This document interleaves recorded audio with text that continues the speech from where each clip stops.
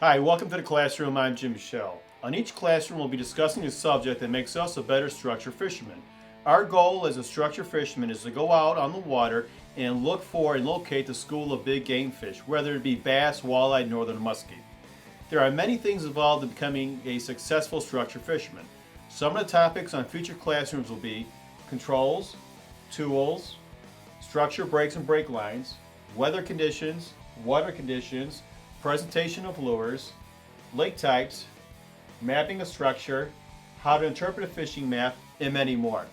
Today we'll start with the basics of them all, and that's the basic movements of the fish. This is the foundation for all future classroom sessions. Buck Perry would often start a seminar by telling you where he can find the fish in your lake. He would say the fish are either in the shallows or the deepest water in the area or somewhere in between.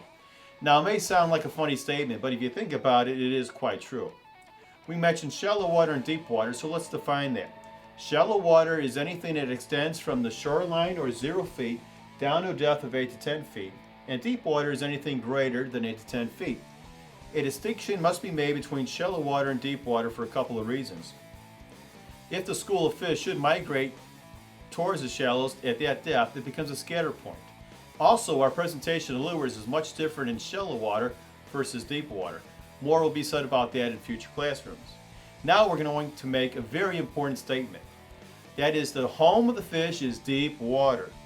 This is where he spends most of his time. The older a fish gets and the bigger he becomes, the tighter he schools and the more reluctant he is to leave this deep water. The home of the fish is not in the shallows, along the side of a log, or under a lily pad. When Buck Perry first made this statement over 50 years ago, there were a lot of fishermen that did not believe that the home of the fish was deep water. Now, 50 years later, most all fishermen agree that the home of the fish is deep water. If you're one of these that don't believe this, try to have an open mind, as this statement that the home of the fish is deep water will be the foundation for all future classroom sessions. So, as we said, the home of the fish is deep water. How deep it is depends on the weather and water conditions at that particular time. This means a depth sufficiently deep enough to protect him from a changing environment.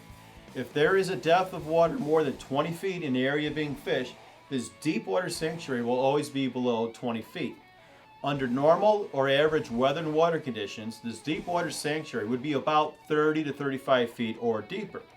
If this depth is not available, then the deepest water in the area would be the sanctuary, the home of the fish.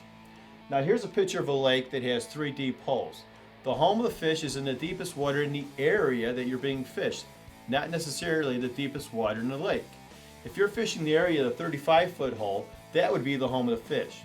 If you're fishing the area of the 50-foot hole, that area would be the home of the fish. Same thing if you were fishing in the area of the 65-foot hole. So remember, the deep water sanctuary is the deepest water in the area that you're fishing. Now let's take a look at this from a seasonal migration. We basically have 2 seasons, a warmer season and a colder season.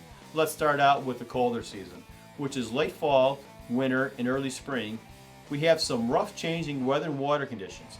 The fish spend most of their time in the deepest water due to it being more stable. During this time of the year, most fish migrations towards the shallows will occur on structures that are more steep. These movements or migrations may not occur often and are somewhat unpredictable during the colder part of the season.